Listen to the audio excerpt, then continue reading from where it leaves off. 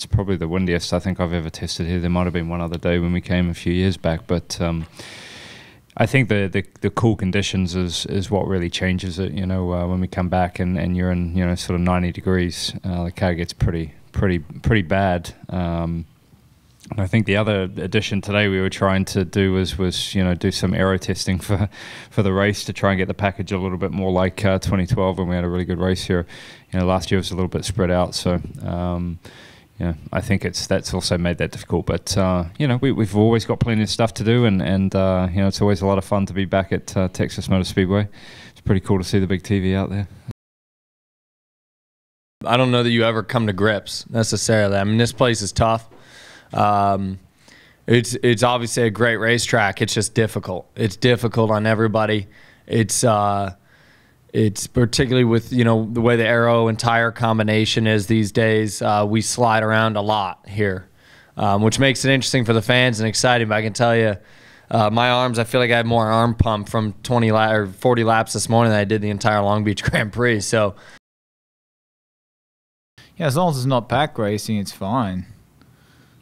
You know, as soon as you start pack racing, and then you can have your grandma running on your outside rear, you know, it takes all talent away and creates this dangerous situation of cars all packed up, and you get what we had in Vegas. But if they put it back in the driver's hands and the good drivers are at the front where they should be and the wankers are at the back, you know, it's fine.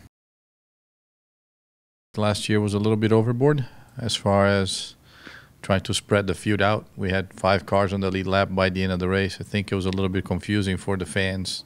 Yeah, they saw a lot of passing, but you couldn't understand who was on the lead and who was not. So we're here for that, I think, this next couple days, and hopefully we'll come up with a little bit of a better package. But I also, again, I agree with Scott. The 2012 race was actually probably one of the best ones we had here.